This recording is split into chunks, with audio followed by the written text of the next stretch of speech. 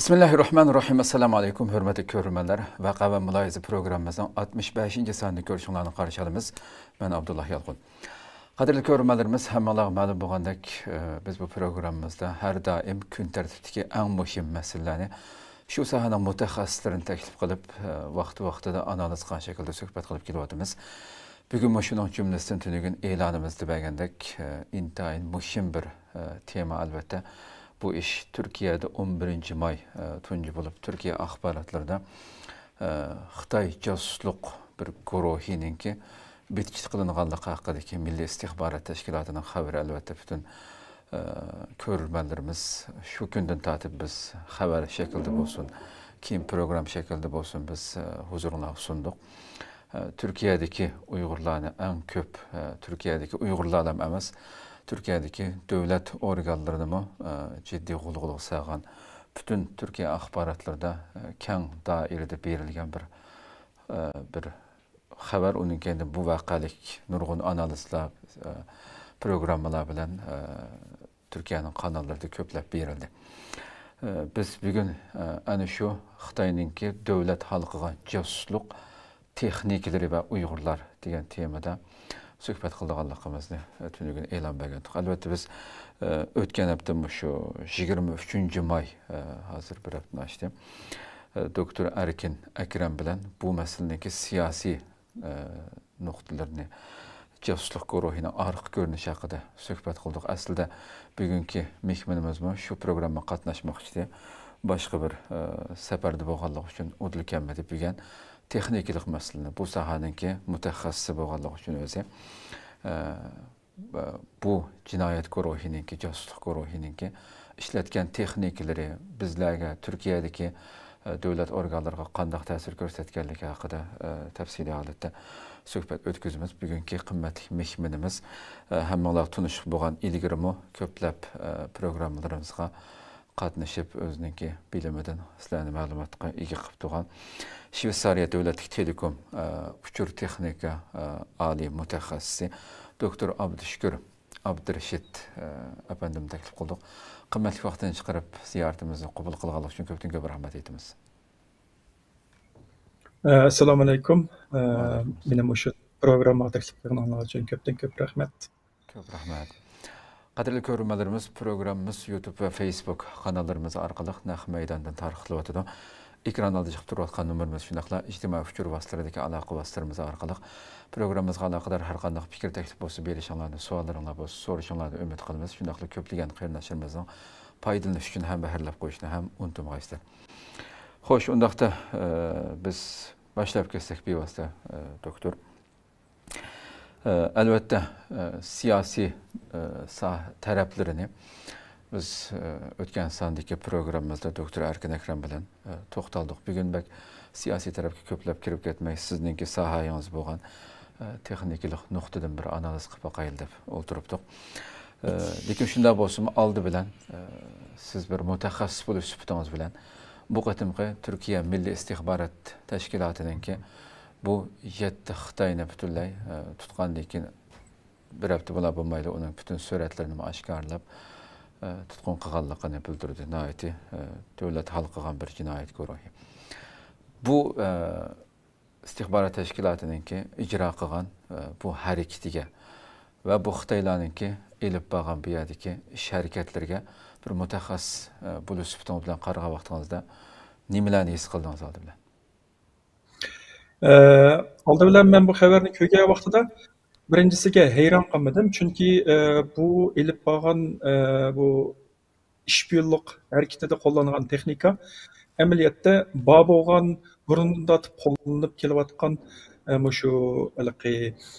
şu abonentlarninki ma'lumoti bo'lmagan sharoitda shularninki o'rnini iz qo'g'lash yoki bo'lmasa shularning ustida uchur egallash bu azaldan bo'lib kelgan narsa. Bu mediada keng hozirgi kelguncha bu to'g'riliq bir narsa so'zlanmaganligi uchun yoki bo'lmasa bu bir hammadan biladigan bir məxfiyyətlik degənə oxşaş bir narsa olub saxlanıb gəldiyi üçün bu mən texniklik cəhətdən heyran qalmadım.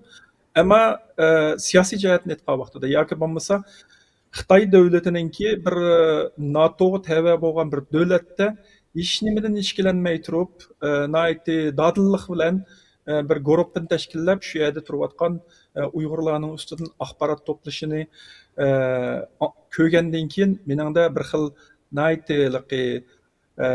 bir jiddiy holat ekanligini his qildi. Bu yerda jiddiy holatni his qildi degan vaqtida yaqindan beri o'sha Xitoyninki davlat sirtida turayotgan bo'lib, shu chet elda yashayotgan Uyg'urlar bo'lib, O'rta Osiyo, Turkiya, shunday hozir barbara shu Yevropadagi davlatlardagi Uyg'urlarning ustidan ishbirlik harakati olib berib, o'sha Uyg'urlarni yaqindan kuzatishga tirishchanlik olib berayotgan bir ishning parchasi, hatto uningki darajasiniki yana bir baldoq ko'tarilganligidan men biroz cho'chidim. Menga ikki jihatdan, bir texnikalik, yana bir jihatdan navbatdagi vaziyat haqida ikki xil ta'sir paydo qildi. Xo'sh. Doktor, haqiqatan deganingizdek Turkiyadami nihoyatda muhim shu mutaxassislar Turkiyaning nurg'un kanallarida buni nihoyatda tafsiliy holatda buningki ko'rilmagan, bundan burun ko'rilib boqmagan darajadagi cho'ng bir operasyon, bir harakat ekanligini istixborot MITninki, Milliy istixborot tashkilotininki g'alabali shaklda bu shaykilni, bu josuslik guruhini betkit qilganligini ba'di. Hamda bular ishlatgan, hattoki biz parcha davlatda cheklanadigan bir uskunlarga buni xohlagancha akilish mumkin emas. Şu suratdagi to'rt Xitoy ayrim parcha holatda Turkiyaga qanday olib kelganligidan tortib 5 yil burun Turkiyaga yerlashib o'zini kattibashi, josusning kattibashi bu yerda oldini olib butun hozirliklarni qilganligini degandek narsalarni dedimdi. Biz ham shu uskunlarga borsak, oldi bilan bular shu nima IMSI signal tutquchi mushuni ishlatib turib, shu saxta bazı punktlarga telefonlarimizni ularning o'zining nimasiga ulab ma'lumotlarni o'g'irlaganligini bildirdi. Mushu uskuna bu IMSI degan nima, mushuni sizdan olgan bo'lsak. Endi bu masalani tushuntirish uchun biz biroz shu yo'tkilishchan to'rninki tarixiga biroz qarab chiqishimiz kerak. Onun keyin shu IMSI hozir siz deganlarga shu signal tutqushninki asosi bo'lgan shuning ta'minlab berayotgan texnikalar haqida to'xtalishimiz kerak. Biz bu oldi bilan shu yo'tkilishchan to'rninki tarixiga qaraydigan bo'lsak, bu yo'tkilishchan asboblar yoki yo'tkilishchan telefon 70-yillarda barliqqa kelgan. 70-yillarda agar vatanda yashab boqqanlar agar esida bo'lsa, cho'ngroq odatdagi odamlarning emas, cho'ngroq tijorat bilan shug'ullanadigan yoki cho'ng shirkatning boshliqlarining qo'lida dagada deydigan bir narsa bor-ku, Motorola'ningki. Bu kesakdak. Bu 70-yillarda boshlangan birinchi avlod yo'tkilishchan telefonninki boshlanishi shu Motorola'dan boshlandi. Bu Motorola davri deyli. Taki 90-yillarning boshlarigacha 15 yildan 20 yil atrofida bu birinchi avlod yo'tkilishchan asboblar shu Motorola asboblari ishlatilgan. Bu dastlabda barliqqa kelgan vaqtida faqatla buningdan biz so'zlasha oladigan, telefon ura oladigan, telefon qabul qila oladigan shakldan bo'lgan, ammo tanarqini yuqori bo'lganligi uchun ham har bir minut so'zlashishning bahosini qimmat bo'lganligi uchun ham normalda bu analog signalni ishlatganligi uchun har bir shaharning ayrim bir sistemasi bo'lib, u bir shahardan yana bir shaharga o'tkazilgan vaqtida nurg'un murakkabchilik bo'lgan, hatto tanarqishib ketadigan ishlar bo'lib, bu asosan shu savdo sohasidagi baylarninki ishlatilish doirasida cheklangan. Faqatla telefon qilib bo'ldi.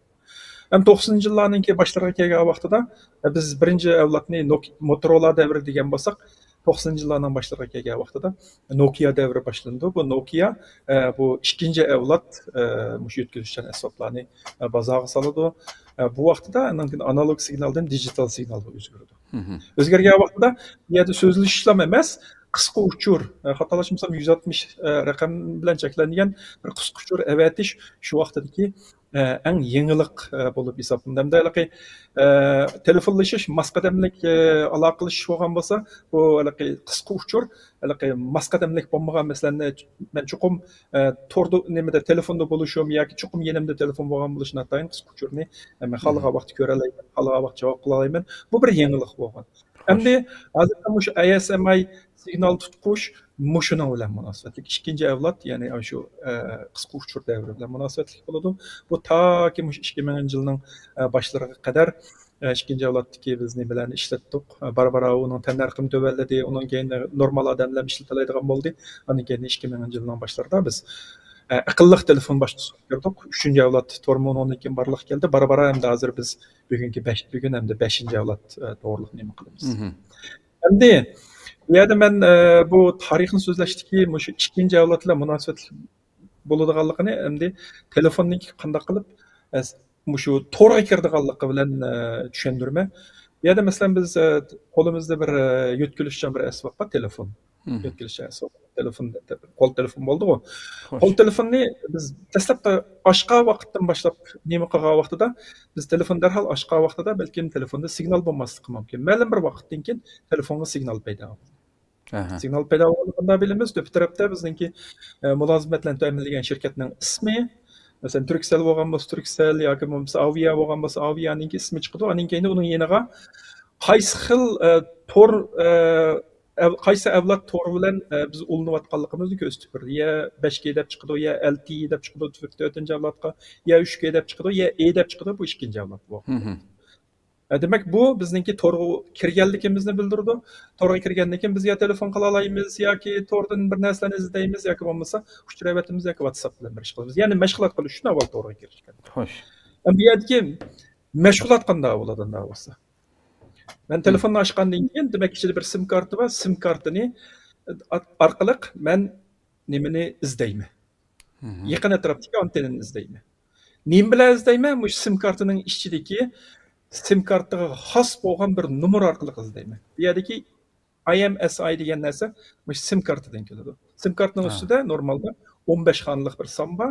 Bu son ashun biz deyotgan ISMI degan narsa shu.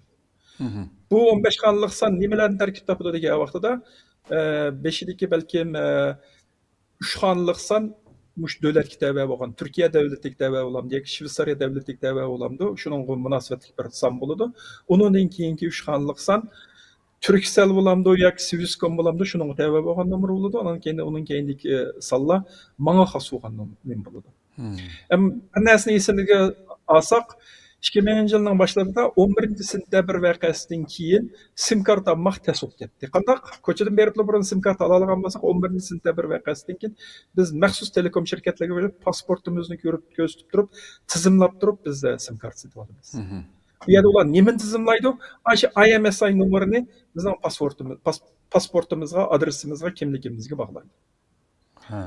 Endi xuddi biz pasportimizni ko'tarib yoki kimligimizni ko'tarib bir yerdan bir yerga borsak, siyirgandan keyin bizniki kimligimiz shu yerda chiqqanga o'xshash ISMI mo shu telefonninki kimga tavaligini isbotlaydigan yoki shu sim kartining nega tavaligini isbotlaydigan bir 15 xonalik son.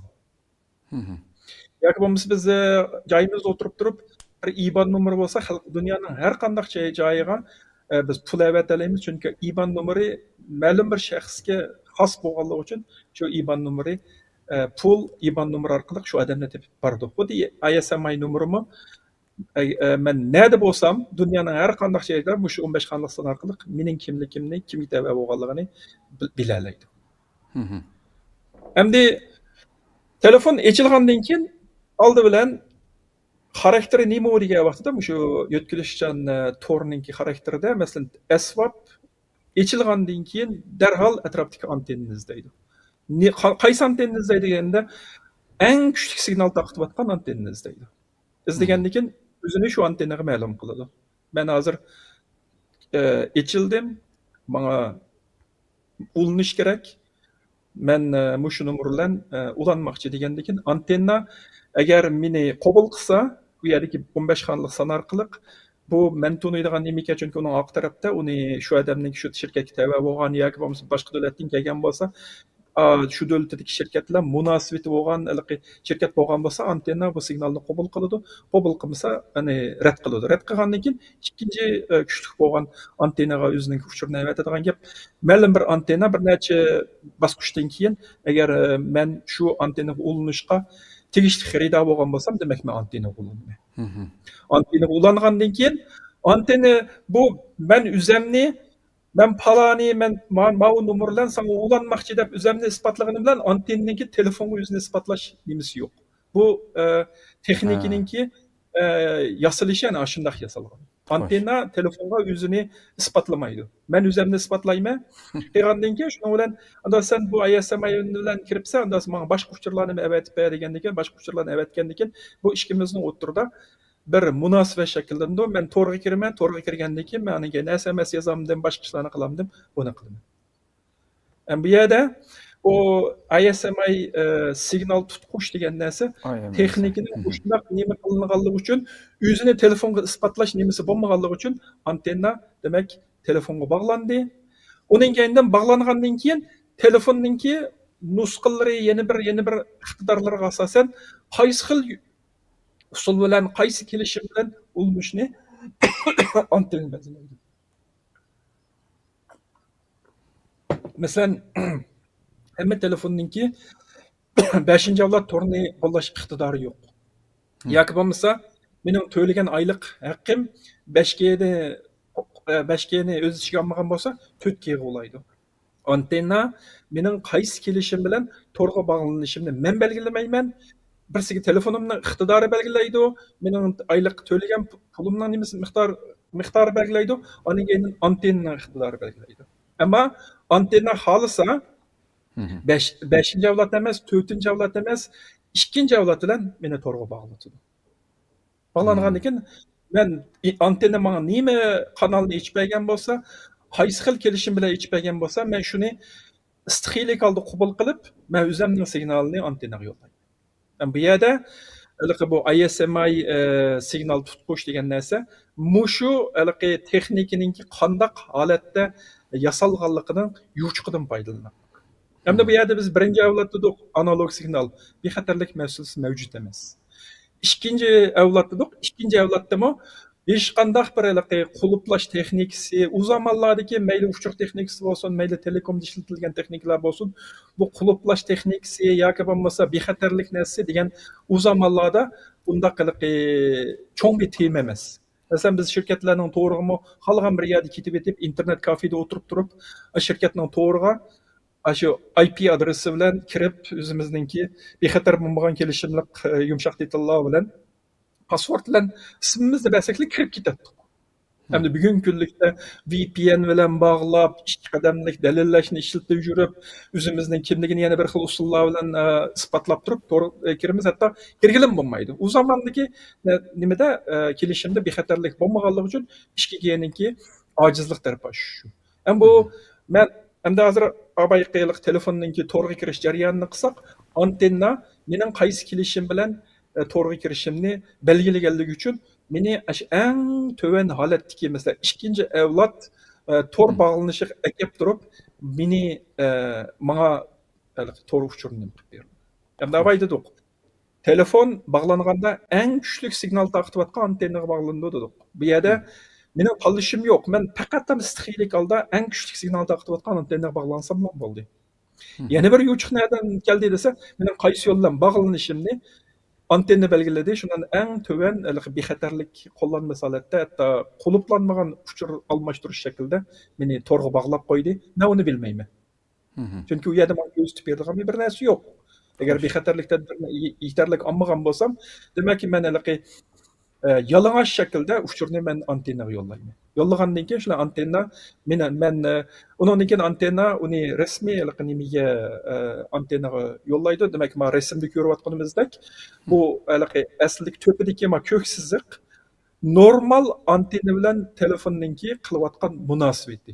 Ma to'van tarafdagisi bo'lsa-chu degan vaqtida, ma to'van tarafdagi asbobning signali yuqoridagi antennadan kuchli bo'lganligi uchun telefon istiqiylik alda ma tövendik esvapqa yolladı. Ondan keyin bütün asildeki antena bilen bo'lgan munosabat arliqdiki esvap bilen bo'lyapti. Demak bu o'ttirdagi adam orqali hujum qilish degan bir narsa chiqadi. Bu yerda man in the middle attack deydigan bir narsa bor.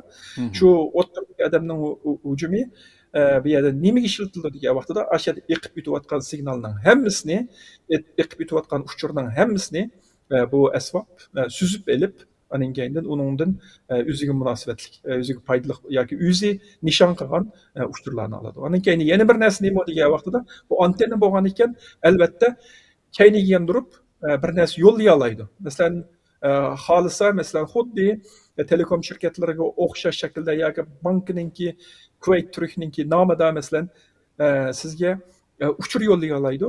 Anan keyindan siz Kuvayt Turk bilan bir aloqalashib SMS bir narsalarni yo'llagan bo'lsa Kuvayt Turk bankasidan deyli, sizningki 2 qadamlik dalillashni elektronlik bankangizga qilganni. U SMSni tutib turib, undan foydalanib bo'lgandan keyin ma'lum bir vaqtdan keyin, 10 sekund, 15 sekund yoki 20 sekund kechiktirib sizga yo'llab turdi, ya bunu tutib qoladi. Sizga SMS kelmadi deysiz, yana bir navbatsiz u vaqtida allaqachon siz kechikkan bo'lasiz. Demak, bu o'tirib turayotgan odam shu internet to'g'rida qulupsiz shaklda menayotgan uchurlardan foydalanib turib, sizga foydasiz ishlarni qilishi mumkin. Bu yerda agar bu hozirgi 5-chi avlod yoki 4-chi avlod tor bog'lanishi bo'lgan bo'lsa degan vaqtida, endi hozir bu qancha yuqorigan siri bu tor texnikasiningki, ularningki bexatarlik kelishimlarining murakkabligi ish bordi. Ham uni buzmoq sal murakkab, ammo imkoniyat yo'qmi degan vaqtida, masalan, ikkiga yalang'och holatda mangan bo'lsa, balkim 2-chi avlod, 3-chi avlodda biroz quluplash texnikasi bo'lgan bo'lsa-mu, ojiz shakldagi bo'lganligi uchun sal murakkab texnikalarni ishlasa, uni ishib o'tishi mumkin. 4-chi, 5-chi kelgan vaqtda degan vaqtda u chog'da texnik murakkab bo'ladi. Endi demakchi o'g'lim nima deganda, bu shu gruppa ishbirlik harakat etib qolgan bu Xitoylar amaliyotda texnikadagi mavjud bo'lgan, kona texnikadagi mavjud bo'lgan yuchuqdan foydalanib shu yerdagi Uyg'urlarning ustidan yoki bo'lmasa turk tashkilotlarining ustidan, hatto hukumat amaldorlarining ustidan uchur to'plash etib qolgan. Biz chunki bular nihoyatda ustalik bilan texnikadan foydalanib aslidagi uchurningki aloqalash shaklini nihoyatda yaxshi shaklda do'riga olganligi uchun biz uni istiqiyalik holda ularning oldam xaltasiga tushib uchur almashtirganligimiz uchun u texnikaning yuchuqidan ular foydalanib ketdik. Xo'sh. Haqiqatan doktor hamda shu bu Xitoylarniki bu josuslik guruhi hamda yo'tkilishchan harakat mashinaning ichiga ko'rdingiz butunlay. Mashinaning ichiga o'rlashtirgan narsalar bilan xohlagan yerga berib, hatto Istanbulda emas, shu xabar berilganda 5-6 shahar hamda. Bu yerlarda hamda shu mengib yurib, hamda o'z nishonlagan ham Uyg'urlar, ham bu Uyg'urlar bilan aloqa qilgan turklar masalan. Hozir masalan Turkiyada nurg'unlagan masalan butun shu Turkcell bo'lsin nurg'unlari 4.5G'da ishlatadi hamda masalan. Bu Xitoylarning bu harakatchan mashinaning ichiga solib qo'ygan narsasi bilan siz degandek agarda bu 2G'dagi bexatarlik yuchuqi bo'lsa 2G'da. Hozir ko'pincha insonlarning qo'lida 4.5 dan yuqori masalan Turkiyada. Ham mengib yurib turib, xohlagan yerga berib turib, masalan biz hech qanday xabarimiz yo'q holatda telefonning ichidagi nimalarni ola oladi masalan. Qanday oladi masalan bu nuqtadan. Endi men abaylarga bu burundan tatib mavjud bo'lgan texnika dedim. Amaliyotda bu shu g'arb davlatlarida amaliyotda qo'llanib kelayotgan bir xil usulchi. Buni men deyishni unutib qo'ydim. Shu 11-sentabr voqeasidan keyin bo'lib shu Germaniya, Amerika degandek davlatlarda gumonliq insonlarningki ish harakatini kuzatish uchun ular maxsus mush texnikadan foydalangan. Bu ISMI signal tutqich degan asbobni ishlaydigan maxsus shirkatlar bo'lgan o zamonlarda. Hamda bu Buni albatta bu asbobni setib olish uchun davlat buni nihoyatda yuqori darajada maxfiy tutib, buni kontrol qilgan uchun uni setib olish unchalar bir oson bir ish emas. Balki buni setib olish uchun ma'lum bir davlatninki bexatarlik idorasi ishlagan yoki bir nimalarda bo'lgan bo'lishi mumkin.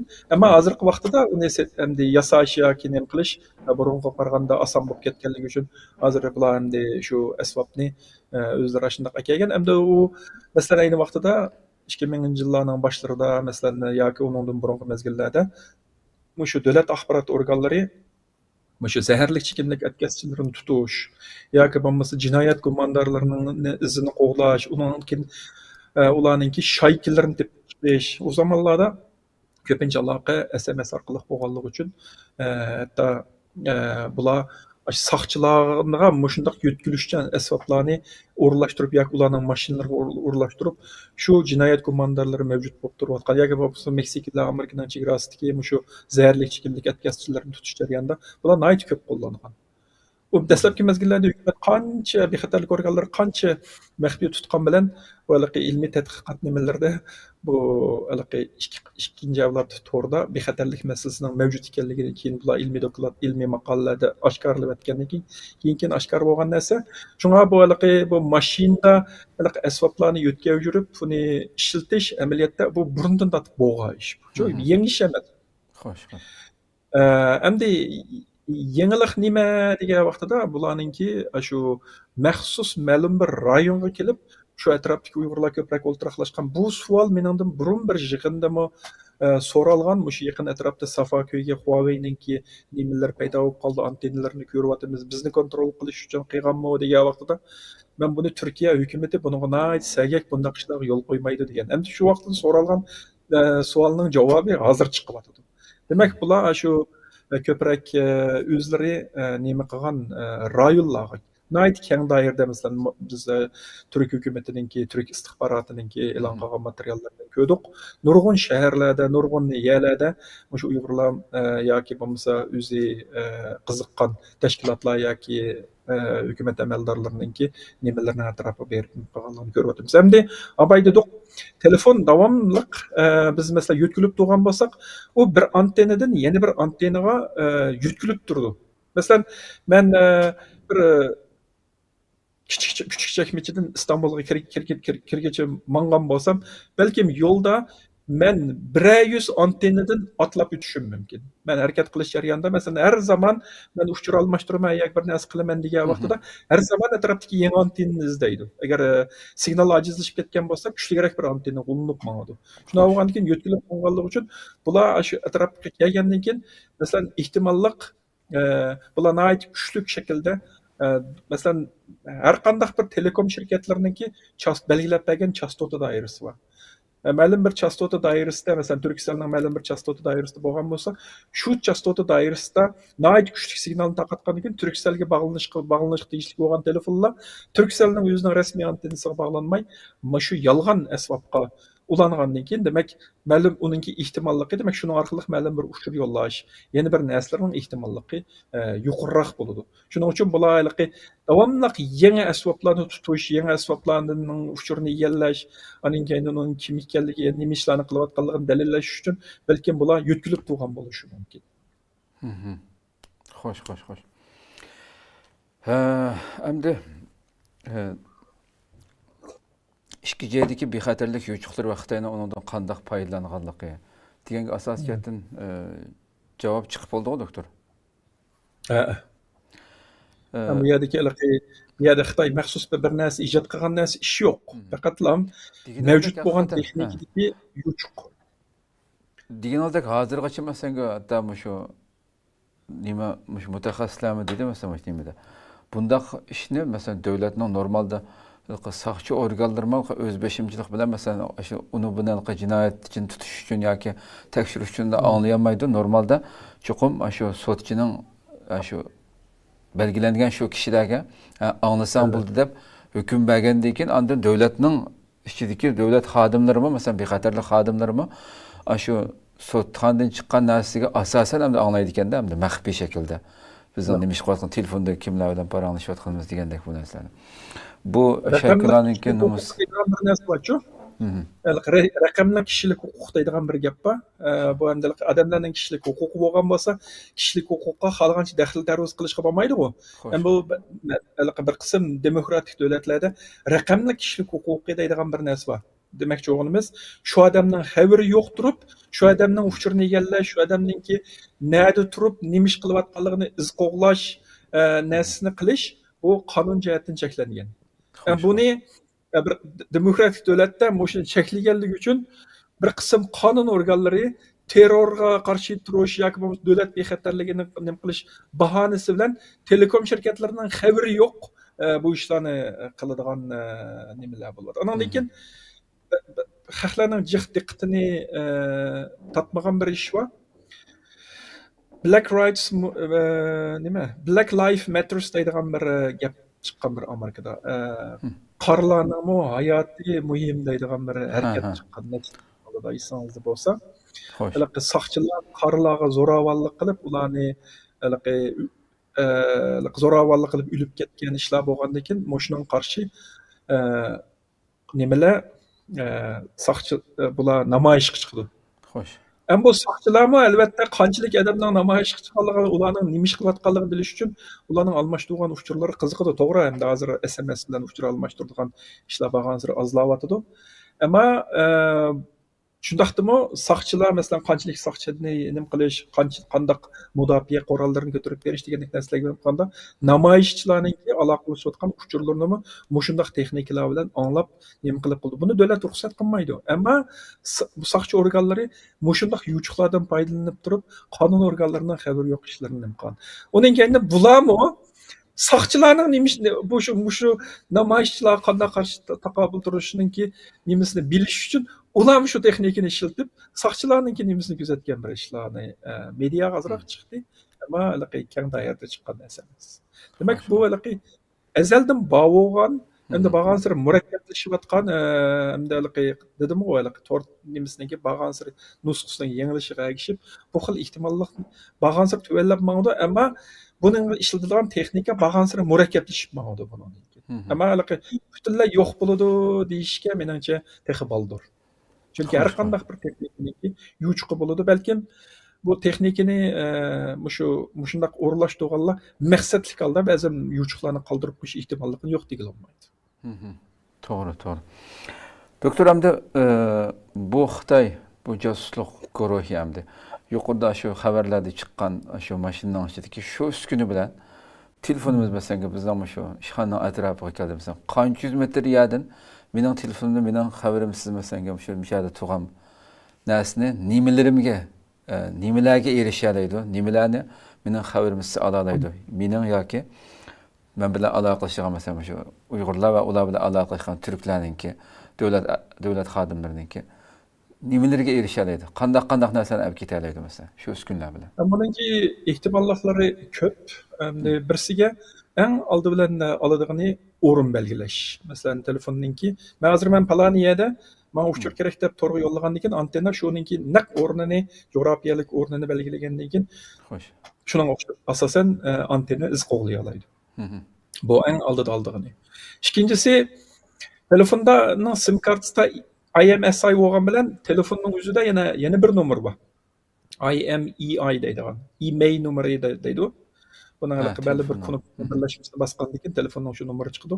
Undan keyin u telefonningki bu nomerlari, telefonningki qayerda ishlangan telefon, qaysi nusxadagi telefon, qanday modeldagi telefon degandek narsalarningki telefonningki nimasini ko'rsatib beradi. Undan keyin telefon to'g'rilangandan keyin albatta uning IP adreslari bo'ladi.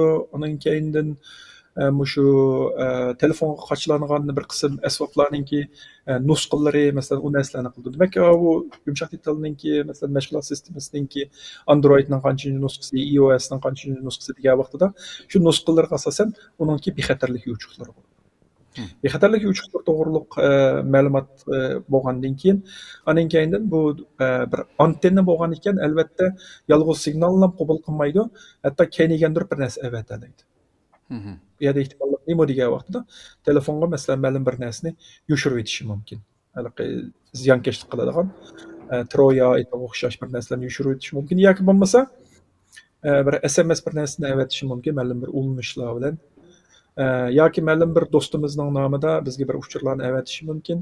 Qilgandan keyin biz uni ochdik. Ochgandan keyin u ochgan narsa cho'qim biz o'ylab ochgan narsa bo'lishi notayin. Masalan, deylik biz bankning nomida masalan bankaga buncha pul kirdi, bir e-banking kirib buni bir dalillayapti. Degandek narsani qilgandan keyin biz ishlatuvchi ismi, pasportni bergandan keyin ularning hammasi Alanın qo'liga tushdi. Tushgandan keyin SMS ikki bosqichli dalillash bankidan kelgan bo'lsa, uni tutib qilib, shu orqali bizning bankimizga kirib, bankini quruqlab qo'yishi mumkin. Yoki bo'lmasa, shuni bir ma'lum bir ulanishni ochgandan keyin, shu ulanishda uloqliq bo'lgan, ya'ni ma'lum bir nima deydi, programmani ijro qilish yoki bo'lmasa bir narsani qochilash degandek narsani qilishi mumkin. Shunlarni yumshoq detalninki nusqalardagi yuchuqdan foydalanib shunga mos keladigan bir narsani o'rlashtirib aytgandan keyin telefonimiz normal anteni qo'llangandan keyinmi Alanın kontrollariga tushib ketadigan ishlar bo'lishi mumkin. Masalan, telefonimizningki ichiga ma'lum bir narsani o'rlashtirib aytgandan keyin o chaqda telefonimizning ichida saqlanmoqda rasmlar bo'lishi mumkin. Telefon numaralari bo'lishi mumkin. Yoki bo'lmasa boshqa burun yozishgan qisqa uchurlar. Shunga o'xshash narsalarni bular alalaydi degan gap bo'ldi. Hatto masalan, o'tirib turib tinchlayotgan bo'lganligi uchun, hatto o'tirdagi kelishim, bexatar bo'lmagan kelishim bo'lmaganligi uchun ba'zan qulplab yo'llangan uchurlarni balkim ular anglay olish ehtimolligi bo'lishi mumkin. Bu yerdagi narsalar mumkin degan so'zni qarab ishlatdim.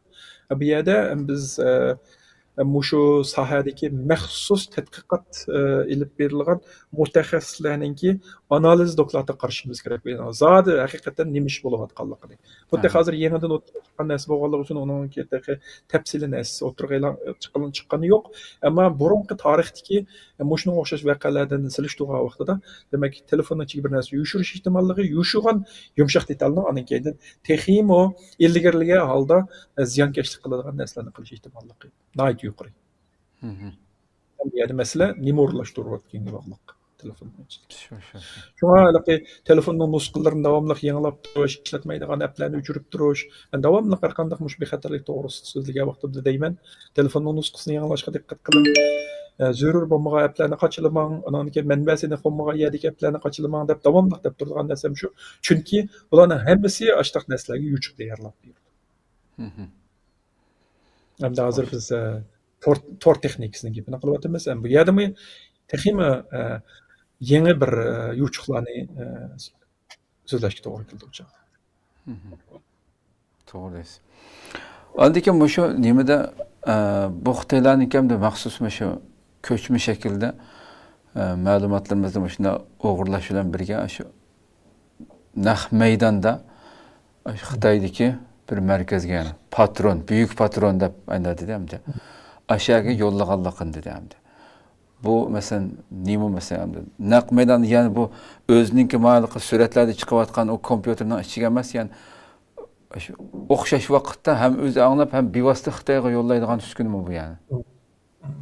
Hamda u to'g'ri bog'langan har qanday asbobninki yana bir nim bilan aloqalish nimasini ayt yuqori bo'ldi. Masalan, deylik, bunun ichiga ma'lum bir yumshoq detal, masalan, asbobning asbob kompyuterga bog'langan bo'lsa, balkim kompyuterda ma'lum bir menayotgan yumshoq detal bo'lishi mumkin. To'plagan uchurning hammasini shu naq vaqtning o'zida nimaga markazga yo'llab turadigan bir yumshoq detalni qilgan bo'lsa, uning qilish ehtimolligi nihoyat yuqori. Chunki masalan biz video kamerani ko'rib turibmiz, video kamerada olgan suratni shu yerda saqlamay, uni darhol markazga yo'llab turadigan ishlarni burun tatib qilib kelaylik.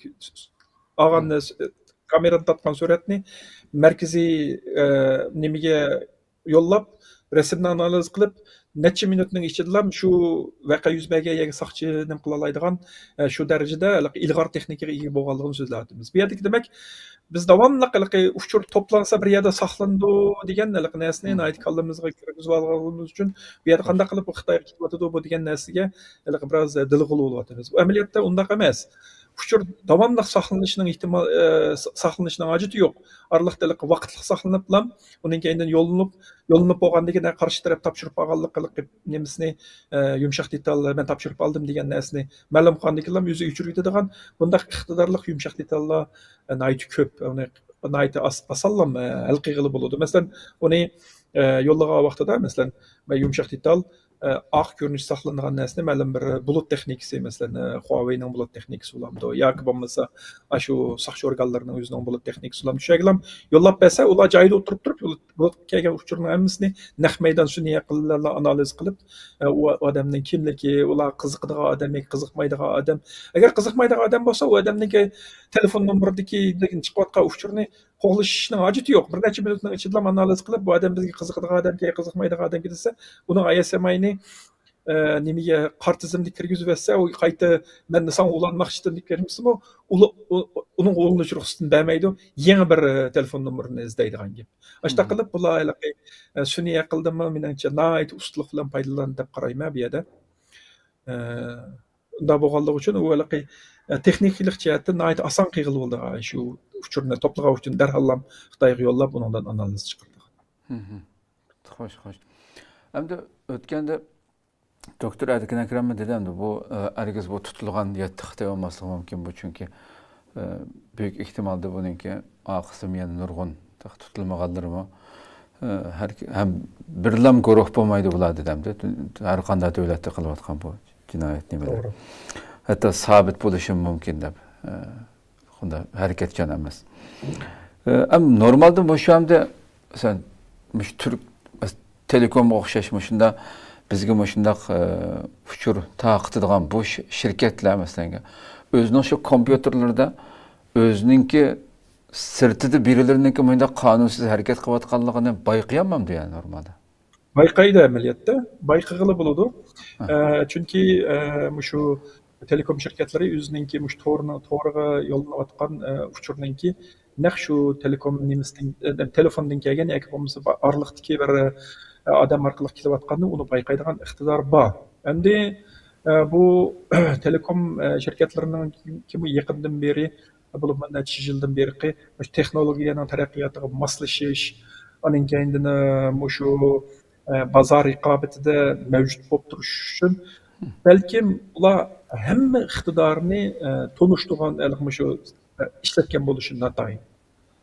Degandagidek 4ga chiqdi, bir mezgildan keyin 5ga chiqdi, endi hozir 6ga qarab yurish qilyotdi.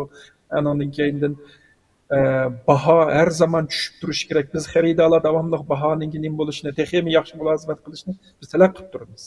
Shunday bo'lganligi uchun telekom shirkatlari yilda millionlab shu yangi texnikaga mablag' soladi. Topgan foydasining hali ko'p qismini shu texnikaninki nimasiga mablag' solib turadi. Bunda bo'lganligi uchun hamma nimasini ishlatsa, balkim nima qilish mumkin, bozor raqobatiga moslashish mumkin, balkim ba'zan iqtidorlarni to'liq qilgan bo'lishi mumkin. U bir. Ikkinchisi, masalan, agar Huawei'ninki antennasi bo'lgan bo'lsa, masalan deylik, endi bu Huawei'ninki nimasini ishlatayotganlar ko'p. Endi bir qism g'arb davlatlari Huawei'ning antennasini cheklayapti. İşletmeydi. Ama Türkiye Huawei'nin antennesini işletiyor. Hem texnika Xitoydan keldi. Uningki boshqaradigan narsani Xitoydan keladi. Demak, Xitoy o'zining yumshoq detaliniki yuchiqdan nima ekanligini ular bilalaydi. Bilalagandan keyin balkim shu yuchiqdan foydalanib turib, shular his qilinmaydigan darajada bir narsa qilgan bo'lish ehtimoli bo'lishi mumkin. Agar moslashgan bo'lsa bir-biriga. Demek ayadaki ISMI signal tutqush degan narsa Huawei'ninki shu yuchiqlardan foydalanadigan, o'zlari biladigan texnik jihatdan nihoyat usta bo'lgan birlari bo'lgan bo'lsa, demak Turk Telekom'ninki uni bilib ketish ehtimoli yana tuvallab ketadi. Endi bu gap hozir Huawei'ninki nimasi keldi. Huawei'lar ZTE dunyodagi shu antenna ta'minlaydigan shirkatlarning birisi, Zhongxing shirkati deymiz, ZTE. Bu şirketlerini şu tadqiqotchilar bir qancha yildan oldida tekshirib, bularniki oq tarafdagi şu nima deymiz, sut qurilmasida Xitoyga uchur yo'llash ehtimolligining nihoyat yuqoriligini nima qilgandan keyin besh ko'z davlatlar deymizku. Amerika, Kanada, Angliya, Yangi Zelandiya, Avstraliya qatorliq davlatlar dastlablam Huawei'lar bu Zhongsheng shirkatininki antennasini nima qildi. Undan keyin bora-bora boshqa davlatlarmi buningki boykot qilib, ularni ishlatishni to'xtatib qildi. Ammo yanalam ko'pincha Yevropa davlatlari, o'rta sharq davlatlar Huawei shirkatininki narsasini ishlatadi. Chunki ularning raqobatchisi kim bo'lsa Ericsson bilan Nokia. Nokia bilan Ericssonga o'xshash texnikadagi narsalarni qiladi. Ammo Xitoyning Huawei texnikasi 5G sohasida baldurroq bozorda ishlatilib bo'lgan darajada mukammal bir sistemani o'tirib qo'yganligi uchun ham baho jihatdan odatda 20%dan 30% tuvan bo'lganligi uchun avvalgi biz degan raqobat soladigan mablag'ninki mumkin bo'lsa oz bo'lishini talab qilganligi uchun nurg'un shirkatlar shu Huawei'ning texnikasini ishlatadi. Bunday bo'lganligi uchun shu Huawei'ninki antennasi ma'lum jihatdan yo'chiq bilan ta'minlash ehtimoli. Shuni demoqchiman. Undan boshqa yana Huawei'ning antennasi orqali bir qism uchurlar biz bilmagan holda Xitoy davlatiga. Chunki Xitoyning uchur bexatarlik qonunida shu davlatninki ichidagi har qanday shirkatninki har qanday vaqtda uchurni davlat bexatarligi doirasida ta'minlash majburiyati bor. Unda bo'lganligi uchun Huawei'ninki agar xohlasa Turkiyadagi Uyg'urlarninki uchurlarni bizga yo'llaysa desa balkim yo'llashi. Bu yana bir xil yo'q deyish mumkin emasda. U mutlaq xatarlik degan narsa yo'q bu yerda. Haqiqatan ya'ni doktor ishqilib Turkiya va boshqa davlat bo'libmi Turkiyaning shu bizim ilgirki naşqatı musofitimizde deyişti qani. Shu masalada g'arbga o'xshash mesela bir musafir qo'yishning o'rniga bütün modem hamma narsa shu Xitoyning olib ketishi odamlar qatan tushundirdi. Bexatarlik masalasida qatma-qat diqqat qilmasa olmaydigan darajada. Endi shu josuslik qurilmasini ham bu shirkatlarningki josuslik guruhininki bu qatim mesela chiqargan nimada ham shu Uyg'urlarning ham davlat odamlarining Turkiyadagi davlat xodimlarininki ma'lumotlardan boshqa yana qo'ymichilik harakatlar mesela kishilarga bankaları o bu narsa yani bundaq o'ziga bir shundaq aldamchilik kimi bilan buni ham o'xshash vaqtda qilganligi normalda o'tganda doktor Erkin Akramga so'radim hamda bu narsani. Normalda Xitoyning vazifasi bilan bu josuslik guruhi yani xalqningki bankisi o bu narsani qilmay nima ish qildi ishni qildi deb. Siz o'xshash vaqtda bu texnik jihatdan ham buni qilishidagi sabab nima sizning ko'zingizda? Endi bu bizning bir qancha kishiningki necha yildan beri shu Turkiyada yashab kelayotganligini dedik. Endi uni Xitoy davlati albatta ularni mablag' bilan ta'minlaydi. Endi texnika yaxshi bir shaklda qilish uchun balkim bular ko'plab mablag'ga ehtiyoji bo'lgan bo'lishi mumkin. Shuning uchun bular iqtisodiy jihatdan jinoyat o'tkazib, shunaqa xalqning yanchiqlik pulini, bankistiki pulni o'g'irlaydigan ishlarni qilgan bo'lishi mumkin. Albatta bu bo'lgandan keyin qilib olay debchi, shundami? Endi fursat haqiqatan endi abaydidiq, masalan, ko'pincha banklar shu hozirma SMSni ikkinchi bosqichda belgilash shaklida ishlatadi. Hozir shu SMS bexatar emas, o'tirdagi odam orqali hujum qilish ehtimolligi yuqori deganda qaralganligi uchun hozir masalan shu savdo sohasidagi sistemalarga kirish degandek narsalarda SMSni asosan qoldirib o'tdi hozir. Masalan burun nimada telefon orqali masalan telefon orqali bo'lgan bo'lsa siz ismingiz bilan pasportingizni berib bo'lganda bir nomerdan telefon keldi, telefonni olsangiz sizga 6 xonlik sonni o'qib berdi, oldirmay. Shular shu sonni kirgizgandan keyin sistemaga kirasiz, yo bo'lmasa SMS keladi. Hozir endi shu telefondagi yumshoq detallar orqali shu bir nomerni paydo qilib, shu nomer orqali kiradigan sistema o'zgaryotdi. Lekin hozirmi oson bo'lish bo'lganligi uchun xalqlarga qulay bo'lganligi uchun chunki hamma odamga Microsoft Authenticator yoki Google Auth degandek narsalarni qachilanglar desa bir qism odamlarga bu texniklik jihatdan biroz murakkabchilikni paydo qilganligi uchun yana SMSlar qiladi. Qilgandan keyin ismingizni berdingiz, pasportingizni berdingiz, uni u antenna orqali ular tinglashyotdi. Ismingiz bilan pasportingizni oldi, qilgandan keyin siz kirib bo'lgandan keyin SMS emniyat bankidan kelish kerak sizga. Degandan keyin u SMS yoki bu araliqda tinglashayotganlar u SMSni eliblan oldida olgan uchurlar bilan bankangizni sistemasiga kirib qoldi. Uning keyin sizga SMS kelgan bo'lsa, siz u SMSni kirib ishlatib bankining sistemasiga kirsangiz, bu SMS inovatsiz banka kirolmaysiz dedi. Shularni bu banka kirgan olmaydi hozir deb siz diqqat qilmadingiz yoki bo'lmasa yana bir qatam SMS avat deb nima qilasiz. Arliqda siz ikkinchi qatam SMS kelib qo'yish allaqachon ular bankining ichiga kirib bo'lgan, kirib andan keyin sizning narsalarıngizni olib ketgan bo'lishi mumkin. Bu haliqi buni haliqi nima deymiz? Phishing attack deb qo'ydi buni. Phishing attack degan vaqtda haliqi beliqning ustiga beliq tutgan vaqtda qamoqning ustiga bir narsa ilgandek amaliyotda bu phishing degan gapni beliq tutishlar bilan munosabati yo'q, ammo shunga yaqin keladigan bir so'z.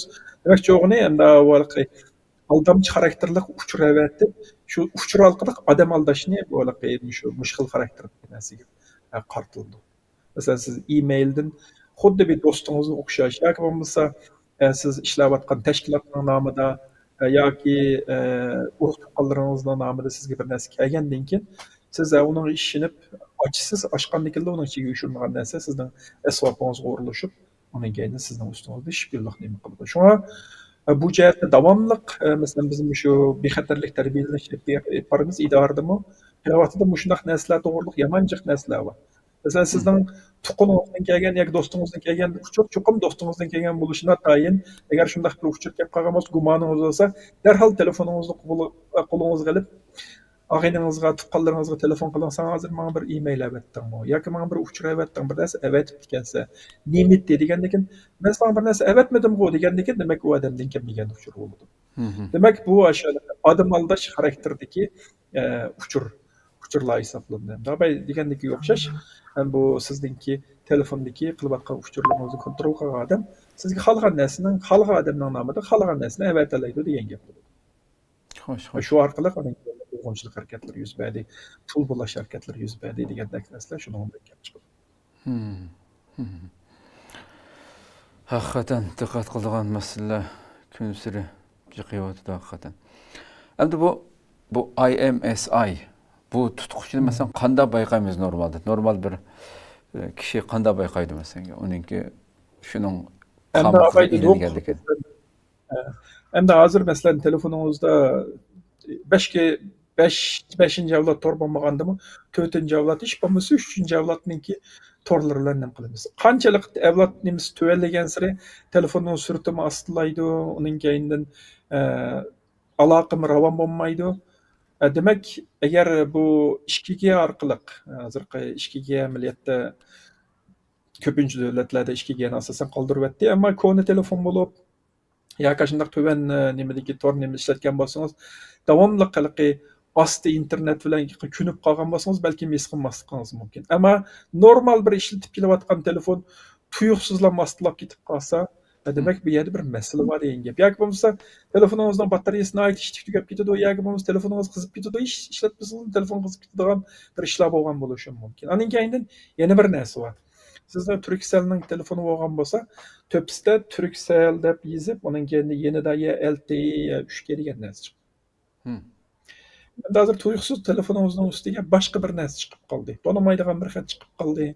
Yoki bo'lmasa sizning telefon shirkatingiz bilan munosabat yo'q bir shirkatning ismi chiqib qoldi. Yoki bo'lmasa yerda chiqayotgan yerda 3G ning o'rniga E deb chiqib qolgan bo'lsa, bu ikkinchi avlod torninki nimasi E deb chiqadi. harfi bilan.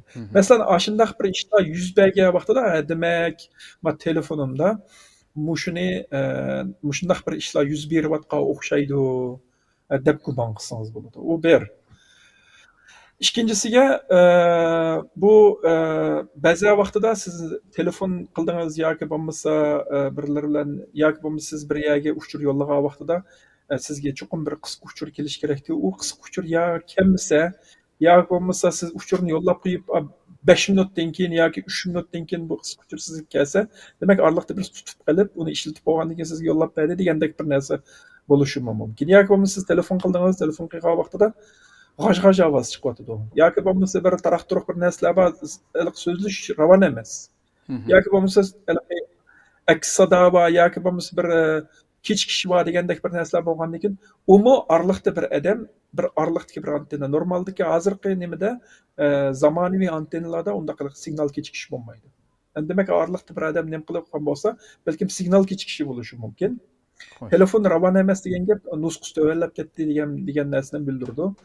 Shunday bir narsa bor. Undan keyin telefonlarda shu ISMI signal tutqishni sezadigan yumshoq detallar bor. Masalan, Android telefonda shunga o'xshash narsani izlagan vaqtida, masalan, shu App Store bir narsalarni izlagan vaqtida, shunga munosabatlik appninki nimasini izlasa topqili bo'ladi. Mush ISMI catcher deydi buni. Shunga o'xshash ISMI catcher detector degandek bir applar bo'lishi mumkin. Yoki Stringay deydi shirkatning ismi bilan munosabatli narsalar bo'lishi mumkin. Shunga o'xshash applardan bir qanchasi bor. Android telefonlarga ko'proq nima qiladi? Chunki Android telefonlar bakrak hujumga uchrayotgan bo'lgani uchun yaqindan beri mushtaq narsalarni qachlab ishlatgan vaqtida undan keyin darhol signal beradi. Hozir shu sen shundaq bir narsani qurboni bo'lish ehtimolligi bor degandek. Shu telefonninki nimasiga shu nima bilan mulozimatlarni ta'minlaydigan, app mulozimatlarni ta'minlaydigan yerlarni izlab boqsa bo'ladi. Ondan keyin abay degandagidek bo'lsa mumkin bo'lsa davomli telefonninki Android masalan nusxalari to'varak bo'lgan bo'lsa yoki bo'lmasa iOS Apple alma telefonniki nusxalari to'varak bo'lgan bo'lsa imkon qadar uni yangi nusxasiga yetkazib turish kerak. Unda bo'lganda yilqi yuchuq azlab mangadi. Xo'sh. Demak, yani men ko'p anglaydim shu telefon ishlab chiqargan shirkatlar bu telefonlarni yangilash, nusxasini davomli pat-pat yangilab turish kerak dedi. Yo'q, planliq konvert ishlaydigan bir huquq bor ekan nimada. Bu telefon shirkatlari sizga shu adir masalan 5-surum bo'lgan bo'lsa, 6-7-surumni chiqarib telefoningizni yangilaydigan deb o'yda uchurni to'lib pat-pat necha oyda bir avatib turib sizni chaqariq shunda yaxshi masalan 5-surumda shunda suvdek ishlayotgan telefon 6-7-surumni qochirgandan keyin u aslab ketib burunqida telefondan zeriktirdi ekanda hamda kishilarni. Shu ham telefonni almashtirishga majbur qildi shirkatlar. Bu planliq qilingan narsa degan YouTube'da onun bunun narsini ko'rgandim hamda. Shunga yangilamaslik kerak. Ma'lum mezgildan keyin bir qanchasini yangilasangmi, yangi olgandan keyin 2-3 qatimdan keyin yangilasang shu telefonni yangi telefon olsaldi degan gap toza asosiy gapkanda hamda siz nima gapangiz qaraganda yangilab turish kerak degan gap. Ya u yangilash degan gap telefonning nusxasi emas, telefonning ichidagi Android bo'lmasa Androidning nusxasi, alma telefonning nusxasi bo'lmasa almaning nusxasi degan gap. Uni masalan u siz abay degan narsa u telefonni qasddan astilib o'tish, u alma telefonni ko'proq ko'rilgan, uni hozir cheklabdi. U savdo xarakterli qiziqish tufayli shuni telefon astilib o'tganki yangi telefon olsa, alma telefonninki nimasi foydasi ko'payib mangdi, ularninki paychak bozoridagi qiymat oshadi. U endi savdo jihatdagi qiziqish. Ammo mening deyotganim bu telefonninki nus modelisini emas, telefonning ichidagi yumshoq detalning nusxasini deyapman. Endi lekin umi to'g'ri, masalan, siz alma telefonni ishlatgan bo'lsangiz, hozir qancha yildan keyin yoki qancha nusxadan keyin koni nusxasiga bexatarlik yuchuqini yamaydigan yamoqlarni yoki bo'lmasa nusxasini yangilash iqtidorini yo'q qilib yetadi. Qanday siz u koni telefonni ishlatsangiz, demak uning bexatarlik masalasi bo'lishi mumkin. U chaqda almashtirish kerak. Lekin yangi telefon sotib olish mana bu bexatarlik masalasi bilan u ikki narsa. O'sha ichidagi yumshoq detalning nusxasini qo'llagan zaman uni cho'qim telefon almashtirishni hojati yo'q. Xo'sh. Men shuni demoqchiman. Qanday qo'g'dinimiz bu, masalan, bu IMSI tutquchidan qo'g'dinishning yo'llari? Endi abay degandek o'xshash telefonimizda masalan ma'lum bir biz o'ylamagan shaklda bir xil g'ayrilik yuz berdi. Masalan, abay degandek signalninki ta'minlagan shirkatninki ismida bir xil g'alatilik va yoki bo'lmasa telefon tuyuqsiz astlab ketdi, yoki to'g'ri kirgil olmaydigan bo'lib qoldi, yoki telefon qizib ketyapti degandek abay buning misolini deb o'tdim. Xo'sh. Masalan, ashunday narsalardan qilgandan keyin demak mushta ish bo'pti dedik. Undan keyin app qachilgandan keyin balkim bizga signal berishi mumkin dedik. Ammo uningdan %100 o'zimizni qo'llaymiz degan narsa u u ehtimollik yo'q. Abay dedim o, bu texnikalik jihatdagi masala bo'lganligi uchun men bir yerdan bir yerga bordim, borgandan keyin mening telefonim antenna izladi, kuchli bo'lgan bir signalni berayotgan, menga to'g'ri kelgan bir antenna menga javob qildi. Qilgandan keyin shundan boshlab men qarag'ulacha shu antennaniki mening uchurimni qarshi tarafga o'tkazib berayotganligini, menga to'g'ri uchurni menga keynigandir avat berayotganligini men ishonaman. Men qarag'ulacha ishonaman. Chunki hala shu qadar o'zini rost nimaga o'xshatib bizga nima qilib bera olganligi uchun men uni qarag'ulacha ishonaman. Telefonning texnikasi ana shundoq. Bu telefon shundoq bo'lganligi uchun qarshi tarafga qarag'ulacha ishinib bilan mashg'ulotini qilaverganligi uchun nimani avat biz shuni qabul qilib, demak bu yerda uni %100 qo'g'dinish ehtimolligi yo'q. Endi uni qo'g'dinish uchun nima qilaman degan vaqtida men har qandaq telefonim bilan aloqa qilayotgan uchurning hammasini qulupsiz bir to'g'rini shakllantirib basimo men uni VPN bilan quluplab turib yo'llasam, demak men u bir hali cho'ng bexatarlik nimasi paydo qildi. Men bu ISM signal tutqush mening telefonimni aldab o'zining to'g'riga kirib qilsam, men yo'llagan uchurimning hammasini VPN aktivlashtirib, VPN orqali yo'llaganligim uchun u chaqda demak mening uchurim davomli bexatar yo'llaydi. Undan keyin demak aniki internet orqali menayotgan uchur bexatar. Lekin bu yanalam SMSdan qo'g'dayolmaydi. SMS davomli bexatar bo'lmagan bir aloqa uchur. İşletmesi gerekende SMS'den söz getdim. SMS'i mümkün bo'lsa ishlatmaslik kerak. Haqiqatan to'g'ri. SMS'dan bexatarlik yo'qligini aytib ko'p. Lekin normalde bankalarga kirsangiz masalan boshqa uchur emas, masalan kirsangiz o'zingizning shifresini kelib. Bankadan bir SMS yo'llaydi. Masalan bir 5-6 xonliq. SMS orqali yo'llaydi, hamda shuni unikani kirgandan keyin undan to'g'rilab kiralaymiz masalan. To'g'ri. Siz telefoningizdan bankaning appga ulab turib, siz bankaning appdan ishlatgich ismi bilan passwordingizni berasiz. Siz VPN bilan ulagan bo'lganligingiz uchun bu uchurni ular o'g'irlay olmaydi. Shunga ularga kelgan SMS, ular o'g'irlagan SMS bilan sizga buzg'unchilik qilolmaydi. Demak bu ikki xil yerdagi ikki narsa ikki xil yo'l bilan kelayotgan bo'lganligi uchun birisi internet orqali banka bo'lib, siz shifrangiz bilan ismingizni berdingiz. Sizningki ikki qadamlik dalillash usuli SMS bilan keldi. Bu ikki kanal bilan manganligi uchun, bu yerda ikkisini bir yerda bo'lmaganligi uchun VPN ishlatish bu birligi kompyuterda VPN ishlatadiganlar ko'p hozir, bilsam bilmasam. Telefonda VPN ishlatadiganlar menimcha ko'p bo'lishini tayin. Ammo men haqiqatan qo'l telefonimda VPN ni ishlataman. Chunki biraz iqtisod kasimi buni ishlatish kerakdan yani. Kerak. Chunki masalan u iqtisod bir qimmat narsa emas. Masalan 5 tal asbobni qo'llaydigan Norton'ninki 360 gradus qo'g'dash deydigan bir programmalar var. Norton Deluxe deydigan antivirus programmalar var. Ular Mac telefon alma kompüter olamda yoki Windows kompüter olamda yoki Almanınki telefonsi yoki Android telefon bulamda. O'sha 5 asbobga ishlatganda nimasini yilligini bir azam bo'lsa $20-30 bo'lmasa $40 sotib oldi, ammo jiq foydasi bor.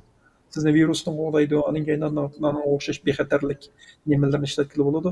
Endi u cho'qinmalik Nortonning bo'lishida tayin, masalan, ba'zan bekalaq VPN nimalarim bor, Nordic VPN deydigandan o'xshash yoki bo'lmasa uning oylik bir necha dollar pul to'lab qo'ysiz, ammo jiq ishingizga xizmat qiladi.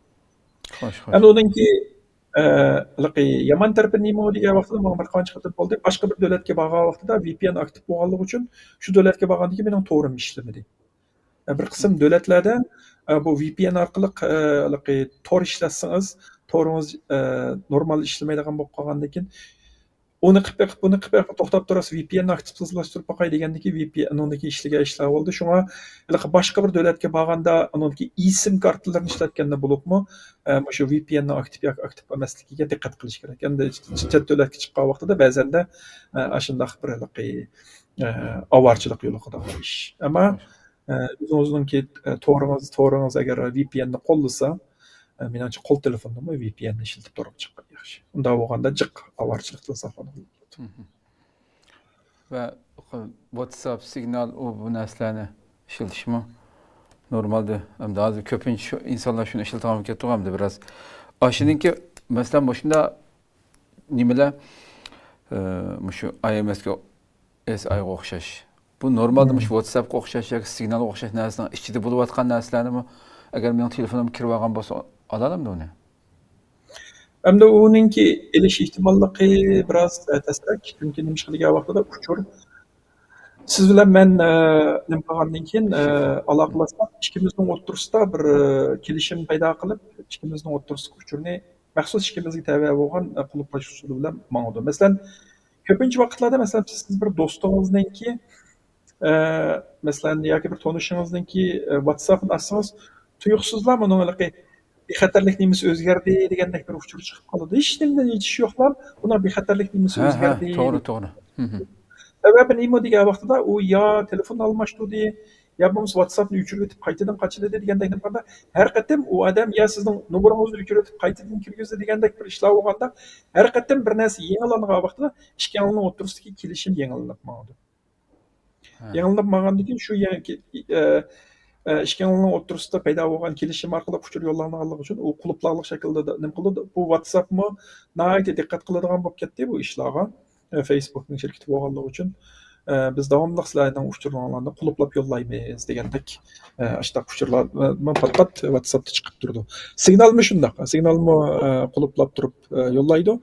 Endi bu yerdagi narsa ikkimizning o'rtasida almashayotgandagi ikki uchurdagi gap. Endi undan keyin saqlangandan keyin-chu degan vaqtida, demak bu quluplanib saqlangan bo'lishi natayin. Masalan, sizning telefoningizda bir qism narsalar WhatsAppdan kelgan narsalar telefoningizga saqlandi yoki bo'lmasa qarshi tarafning mulozimatchisi saqlandi yoki sizni saqlandi, saqlangan vaqtida endi bu telefoningizga bir narsa o'rinlashgan bo'lsa, shu o'rinlashgan narsa orqali sizning telefoningizdagi WhatsApp uchurlarini balkim ko'ra olishi mumkin. Lekin almish jarayonida degan vaqtida abayqa o'xshash orliqdagi odamlar WhatsApp signalini ko'rish ehtimolligi tuban. Xo'sh, doktor, nihoyat yaxshi ma'lumot berdingiz. Ko'p rahmat. Yana so'zligidek narsalar qoldimi hamda? Siz nihoyat muhim bir narsa bor. Bu nima degan vaqtida biz ham hozir bir qancha ayrim mush bexatarlik Uyg'urlarga munosabatli bo'lgan bexatarlik masalasi to'g'riliq dokladlarni ko'rdik. Xo'sh. Masalan, bir qancha yilning oldida shu Android telefonlarga shu 3-chi bozordan qochilgan applar orqali telefonni kontrol qilib, ularning uchurini o'g'irlayotganligi to'g'riliq bir narsa e'lon qilingan. Bu to'g'riliqmi bir qancha qatim suhbatlar qilindi. Bu nima degan vaqtida biz odatda telefon ishlatganda Alma telefon bo'lsa, Almaningki App Store'ni ishlatamiz, Android bo'lganmiz Google Play Store'ni ishlatamiz. Ammo bir qism telefonlarda, bo'libmi Android telefonlarda ya Google Play Store yo'q, ya bo'lmasa biz izlayotgan applar yo'q. Masalan, nihoyat tipik bir misoli Uyg'urcha kirgizish biroq telefonlarda Uyg'urcha kirgizish detali telefonning o'zida bo'lmaganligi uchun Uyg'urcha xat kirgizish detali deydigan bir detalni boshqa bir yerdan telefon o'zi nima qilmagan, ta'minlamagan app tushirish nimasidan emas, uchinchi bir yerdan uning hujjatini tushirib shu appni qachilab Uyg'urcha kirgizish sistemasini ishlatishni aytib bo'lib ketdi. Uning keyindan shu qiblani ko'rsatib turadigan applar, Uyg'urcha radio, avlodninki bir qism applari, hatto istiqlolning applari bo'lishi mumkin. Chiqilib shu o'rtoqlikda yiqiyotgan Uyg'urcha applarni ular nihoyat ustunlik bilan u appni o'zgartib, yoshirin narsalarni qo'shib, uning keyindan shu appning o'zidek bir yerlarga qo'yib qo'ygandan keyin bizning Uyg'urlarimiz bo'lib O'rta Osiyo, Turkiya, O'rta Sharqdagi bir qism davlatlardagi Uyg'urlar, hatto Yevropadagi bir qism yerlardagi Uyg'urlarmi qolayligini nima qilib, ash applarni bozorda bo'lmaganligi uchun telefon qochilgan ishlar nihoyat keng bo'lgan. Men qochilgan hatto Bilkan deydigan bir app bo'ladigan, xatolashmasam, shuni men qochilgan. Hamda uningki haqiqatan shunday bir app yoki emasligini hozir men bilmadim, tizimlikni ko'rmadim, ammo nihoyat nima keng tarqalgan. Ana keyin Telegramda Uyg'ur detallari deydigan bir kanal bor. Hatto unda kanaldan bir qanchasi bor. Osh kanalga kirsangiz, shu yerda qatormush Uyg'urcha applar shu kanalda bor. Uyg'urlar shu Telegram shu kanallarga kirib, abay biz misal qilib o'tgan bir qism applarni telefon qochilgandan keyin shu telefon shundan boshlab boshqalarning kontroli ostiga o'tib ketgan. Bu Tibetliklar bilan Uyg'urlarga nishonli holda et berilgan nima ekan? Bu shu Xitoyning bir nimalar bor. APT-41 deydigan hatta FBI'ning kimimizda tizimlikida shu guruhningki nimalarni tutish to'g'riliq chiqargan tutish buyruqlarmi bor. Muşular bu birisinin ismi Moonshine, yani ayının tebessüm ne deyimiz? Hilal ay şoğlu deyimiz var. Ay şoğlusu yani. Ay şoğlusu. Yani birisi ay şoğlusu ya. Yani birisi Bed Bazar, yani eski bazar degeniga o'xshash ikki xil tipdagi shu narsalardan foydalanib turib, shu Tibetlar Uyg'urlardagi diasporadagi shu guruh bularninki harakatini kuzatadigan narsa ekanligini bir qancha tadqiqot guruhlari e'lon qilgan. Hatto yaqinda shu Kanada, Amerika, Avstraliya, Yangi Zelandiya, Germaniya qatorliq davlatlarniki bexatarlik nimalarni organlarininki birlashmasi bo'lgan davlatlik to'g'ri bexatarlik kengashi deydigan bir organninki maxsus mushu jihatda e'lon qilgan bir doklad bor. Bu qayta e'lon qilinyapti bu narsa. Undan keyin yaqinda Dunyo Uyg'ur qurultayininki bir qism rahbarlarininki avatilgan e-mailga choplag'liq bo'lgan Uyg'ur editninki ziplangan hujjatini tushirib telefon kompyuterga qatlangandan keyin bu kompyuterning ichidagi uchurlarni olganligi, hatto shu kompyuterga zahar ziyonkashlik xarakterdagi yumshoq detallarni o'rlashtirib etilib, shu orqali nima qilganligini yaqinda shuni 4-oyda bo'lgan ish. Buni dokladda e'lon qildi. Bu men Dunyo Uyg'ur qurultayida birlar bilan paranglashmoqdim bu vaqtda, ammo doklad deyilishicha bu ma'lum bir tanishlik bo'lgan bir shaxsdan kelgan e-mail ekan. E-mailda bir Google Drive'ninki bir ulanmasi bor. Uningda shu Uyg'ur editninki prislangan hujjatini qo'llanishi bo'lgandan keyin bu Uyg'ur editni Uyg'urlar aytib ko'p ishlatadi. Buni Yaponiyadagi G'ayrat To'xtaganji yasab chiqqan yumshoq detal. Buningki yozib qo'ylantirish iqtidori, aning keyindan imlo tekshirish iqtidori deganga o'xshash nihoyat yaxshi foydali taraflari bor. Endi uni G'ayrat To'xtaganjininki o'zininki torbetidan tushirib ishlatsak, albatta bu bexatar holda ishlatalaymiz. Ammo buni yasab o'zgartib ichiga bir qism hujjatlarning kimimizning o'rniga ziyonkashlik qilgan iqtidori va hujjatlar bilan almashtirgandan keyin buni qaytadan asliki ism bilan yasab buni avatgandan keyin ular qochilgandan keyin kompyuterning ichiga bir qism ziyonkashlik qiladigan narsalarni qochilib o'tgan, uning keyindan kompyuterdagi uchurlarni to'plab yo'llaydigan qildi. Endi bu tadqiqotchilarning analiziga ko'ra bular nima ishlarni qiladi deganda abayga o'xshash mush telefonni ishlatayotgan yoki mushu nimalarni ishlatayotgan insonlarninki harakatini nega boradi, nima ishlarni qiladi, undan keyindan telefon yoki mushu asboblar orqali kimlar bilan aloqalashadi, shunday narsalarni to'plash orqali mush diasporadagi Uyg'urlarninki aloqa tor xaritasini yasayotidi deb shunday deylik. Bu narsa nihoyatda shu nimaga nisbatan bu Xitoy hukumatiga nisbatan nihoyatda muhim bo'lgan bir narsa. Biz burun tajribasizlikda, masalan, tashkilotchilik ishlarida biz qilayotgan ishlarimizni hatto shu ish yuz berishdan burun e'lon qilib, paloniyaga biz uchrashib, mundaq temani muzokara qilamiz deb namoyishlarga chiqsak, videolarni naq maydonda taqib, rasmlarni keyindan qo'yib taqib, anan keyindan oshqan yig'inlarimizning hamma dokladlarini torlarga qo'yib, shunday qiladi. Bu vaqtlarda Uyg'urlarniki nima ish qilayotganligini bilmak, kimning kim bilan aloqalashayotganini bilmak oson. Endi hozir biz borgan sari hushyorligimiz eshib, maxfiy uchrashadigan, yig'inlarni ochsak maxfiy ochadigan, to'g'riliq chiq ma'lumot bermaydigan bo'ldik. Ammo biz shu tashkilotchilik ishlarida şu fizikalik jihatga uchrashuv yig'inlardan ait sezgirligimiz yuqori bo'lgan bilan biz uchur bexatarlik sistemasiga kelganda sezgirligimiz unchalar yuqori emas. Biz şu dokladlarninki şu maxfiy etilgan yig'inning dokladlarini yanılab email orqali qavatimiz bir-birimizga. Yig'inning uchrashlarini maxsus guruhlarimiz va guruh orqali qavatimiz. Hech kimga demanglar deb turib WhatsAppda bir guruh qurib, buni biz 5-6 odam bir yerda bo'lib, shu yig'inning muzokarasini qilamiz, yig'inning xotirlarini avatimiz. Bu yerda demak bizningki fizikalik jihatdan o'tirib ko'rsatib qilayotgan nimalarimizni qaraganda bakrak qiziqargani kompyuterimizning ichida qo'l telefonimizning ichidagi uchurlar. Uni elish uchun yana abayqa deganga o'xshash texnikalik usullardan qo'llanishga bo'ladi.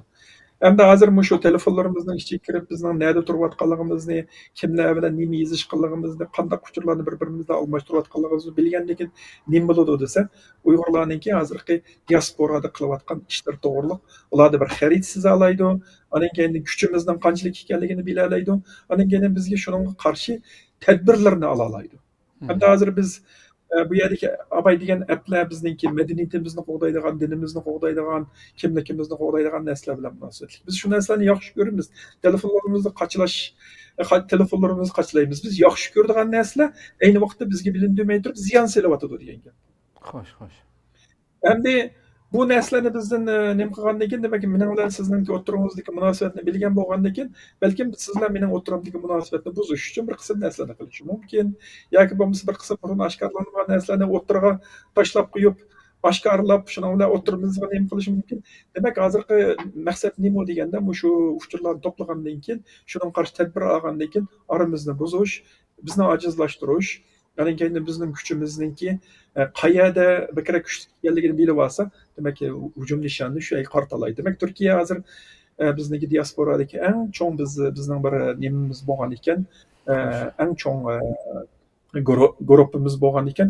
Albatta Turkiyaga bo'lgan qiziqishlar yuqori bo'ladi. Shunga elib berayotgan hujumning ko'pinchisi abaydidoq Android telefon orqali qilgan ishlarning ko'pinchisi Turkiyada yuz berayotganini, endi hozirgi ish birlik harakatining nima qilayotganligini. Demak hozir bu texnika orqali bizga bo'lgan kontrol yoki davlat qilgan zulm endi shu raqamli dunyo orqali paydinpay yuqoriga o'rlayapti. Demak bir necha narsalarni misol qilib o'tdim. Android telefondagi ay sholisi yoki ay jilvisi yoki eski bozor, uning keyin qurultayning nimasiga hujum qilgani, biz o'tirib ishlatayotgan yumshoq detallar, hamda hozir chiqayotgan bu ISMI signal tutqichidan ilib berilayotgan ishlar hammasi ma'lum bir cho'ng strategiyaning bo'laklari. Bularni hammasini bir yerga kelsak, demak bizga bir savol tug'iladi. Biz shu ishlatayotgan narsalarimiz biz bexatarmi degan narsa chiqqandan keyin albatta 100% bexatarlik hech narsa yo'q. G'arb dunyosida yashayotgan hatto men o'zim bexatarlik to'g'riliq gap qilayotgan bo'lsam, balkim meningdimi diqqat qilmaydigan bir qism narsalar bo'lishi mumkin. 100% bexatarlik narsa tuyg'usi yo'q. Ammo 100% bexatarlik tuyg'usini nimaga orqali paydo qila olamiz deganda shunga o'xshash bugun yaxshi bir suhbat qildik deb o'ylayman. Shu suhbatlar orqali atrofimizdagi xalqlarga shu tor bexatarligininki, uchur bexatarligining muhimligi bizningki garchi o'zimizni muhim deb qarmasakmi, bizdagi har qanday bir uchurningki qarshi tarafga qimmati bor ekanligini, shunga har qanday bir uchurni boshqalarga avatganda yoki boshqalarning uchur qabul qilgan vaqtida sagak bo'lishimizning lozimligi, ashunday narsalarni bizga xalqimizga davomli anlatib tursak, xalqimizda bir bexatarlik deymiz. Bexatarlikka bo'lgan sezgirlik yuqoriroq bo'lsa, meningcha buning oldini olib deb qarayman. Bak cho'ng bo'lmasimi kichikroq bo'ladi deb qarayman. Shunga bu to'g'riliq narsalar pat mushtaq narsalarni pat so'zlab to'g'rinimiz, boshqalarga tushuntirib to'g'rinimiz yaxshi. Shu to'g'ri zot. Ko'p rahmat doktor, Alloh razı bo'lsin. Aytdi qimmatli ma'lumot berdingiz. Inshaalloh shu programda orqali bevasila bo'ladi inshaalloh. Hem shaxslar, hem tashkilotlar texnik diqqat qilishi kerak bo'lgan nurg'un masalalar bor. Shu Android bilan shu iOS bu ikki sistemninki ba'zi u yoq bu yoqni anglaymiz masalan. Hattoki shu alminingki kompyuterlari, telefonlarga masalan shu virus kirmaydi bu kompüterlarga. İşletmesin bunda çıkadım Mac işletkenler işletmegendikin. Bu şu gap doğru gap mı yani? Android nispeten küçük viruslardan işletmesi mi bulduğun şekilde mi mesela? Endi bu virus degan narsa nima deganda amaliyotda virus degan narsa bir programma. Endi programmaning yaxshisi bor, programmaning yomoni bor. Endi bu virus degan endi yomon programma. Endi bu yomon programma u yaxshi programma kompyuterda ijro bo'ladi, yomon programma kompyuterda ijro bo'ladi. Endi dunyoda ishlayotgan kompyuterningki mutlaq ko'p qismi Windows kompyuteri bo'lganligi uchun yasalayotgan viruslar hammasi asosan Windowsda bo'ladi. Endi olmadi yo'qmi deganda olmadimi bo'lish ehtimolligi bor. Masalan bizda Torko'gishning bir qism qisturmalar bo'ladi. Masalan ba'zan video qachlaydigan qisturmalar bo'ladi yoki bo'lmasa yana bir narsalar bo'ladi. Masalan Chrome'ni ishlatgan vaqtda Chrome'ningki nurg'un qisturmalar bor. Bu qisturmalarning ba'zanlari to'g'ri qisturma bo'lishi mumkin. Masalan Google Chrome'ning o'zidan tushunmagan bo'lsa, ba'zanlari nima bo'lishi mumkin? Masalan, bu chaqda Torko'gishga uyushtirilib ketilgan bir narsa bo'lgan bo'lsa, demak siz kirgan to'ringizdagi uchurlarni balkim qarshi taraf yo'llab berish ehtimoli bor. Bu mashg'ulot sistemasi bilan munosabati yo'q. Buning keyindan mashg'ulot sistemasining ichida masalan Alma sistemasi, masalan asosan Darwin sistemasi deb uning ostidagi bir sistem bor. Darwin sistemasi shu Linuxga o'xshab ketadigan bir sistema. Endi u Linuxni bir qism masalan Java programı usulunda yoki bir qism narsalarni ijro qiladi. Demak, uni ijro qila olgan ekan, albatta ishlatgan, tushagan yumshoq detal bir bexatar bo'lmagan bir yumshoq detal bo'lsa, Macning ichida ishlayveradi. Endi yana birisi, aning keyindan siz bu Alma kompyuterini maktadim. Alma kompyuterningki ichiga masalan hujjatlarni ko'chadingiz, undan keyin u hujjatlar keyin ma'lum bir mazgildan keyin Windows kompyuteriga nima qildi? Bu garchi Mac buningki virus ekanligini his qilmagan bo'lsa-mu, siz uni bexatar deb o'ylab, shular Macdan Windows ko'chirsangiz, u chaqda Windowsga siz bir virusni ko'chirib qo'ygan bo'lasiz. Demak, orliqdagi yo'tkazuvchi bir media asbobga aylanib qolishi mumkin. Endi u %100 bexatarlik degan narsa yo'q. Masalan, men antivirus programmasi men o'zimning Alma kompyuter ishlataman. Alma kompyuterim qachilaqliq. Qilgandan keyin ma'lum bir hujjat shu yerga tushsa yoki nima bo'lsa, darhol menga signal beradi. Ma hujjat virus, faloni virus borki, buni karantinga qo'yamsa yoki o'chirib yetamsa degan narsa chiqadi. Ya bo'lmasa, tor bexatarlik bilan munosabatli qismini aktivlashtirgan bo'lsam, bir qism torlarga men kirmoqchi bo'lgan vaqtida darhol menga signal berdi. Bu tor kirsam bo'lmaydi. Bexatarlikning tadbiri ililmagan yoki bo'lmasa, bunun bir chaplanma hujjati bor, chaplanma hujjat bexatar emas. Buni ochma. Buni ochsang chaplanma hujjatning ichidagi yushirilgan programni mengib ketib, telefon kompyuterini nima qiladi degandek narsa. Demak, Alma kompyuterdami bexatarlik nimasi yuqori bo'lgan bilan umumiy %100 bexatarlik nimasi yo'q. Ammo Windows qaraganda yaxshiroq. Tushundim. Ko'p rahmat ko'p jihnasini dedik, hamda masalan Alma telefonda nima uchun jiqqanlik avorchilik yo'q degan vaqtida uningda Almaningki o'ziniki App Store'dan boshqa yerda app qachlash ehtimolligi yo'q. Uning uchun shunga nima bexatarlik deb qaraldi. Ammo Androidda garchi ogohlantirish bersimi, sen tushagan manba ishonchlik manba emas, bu yerdan qachlagan appni qachlama deb tursimi, zo'lab turib qachlasak, demak ayada bexatarlik masalasi bor. Demak Androidda yuchiq bor degan gap bo'ldi. Endi Mac'dimi shundoq. Mac'ning o'ziningki App Store bor, u yerda ham qachiladi. Ammo bir DMG yoki bo'lmasa zip hujjatni bir yerga qo'yib qo'ygan bo'lsa, ammo hujjat menga mos keladigan hujjatga men ishlatar ekanman deb qachilgan bo'lsak, demak Albaningki kompyuterga ziyonkashlik soladigan bir narsadan qachilinib ketish ehtimolligi bor.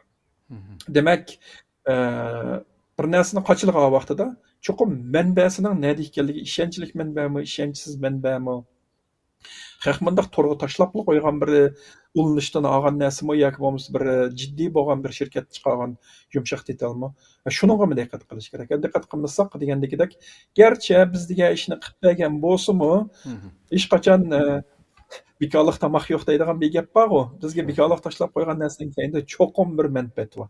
Biz haq uni bekorga tashlab qo'ymaydi. Avar bo'lib uni atoyatdan taraqqiy qildirib bekorga tashlab qo'ymaydi. Demak, bekorliq narsaningki keynida cho'qim biz bir to'laydigan bir bedel bor. Pul to'lamagan ekan, boshqa bir narsalarni to'lashimiz kerak. Mushunda jihatdan diqqat qilishni tavsiya qilaman. To'g'ri, to'g'ri. Ko'p rahmat doktor, Alloh razı bo'lsin. Bak, qimmatli ma'lumotlar bo'ldi. O'sha tugtaydi inshaalloh programmamizni. Allohga emanet. Allohga emanet. Qadrli ko'ruvchilarimiz, shuna qilib programmamizni o'sha oxirlashtiraylik. Haqiqatan nihoyatda qimmatli ma'lumotlar berildi.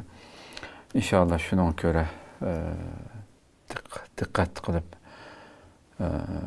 ishlatmasak bu uskunlarni, masalalarniki Xitoy tajovuzchilariniki, bu dushmanimizniki har tarafdan qanday paskashliklarni qila oladiganligini bilamiz.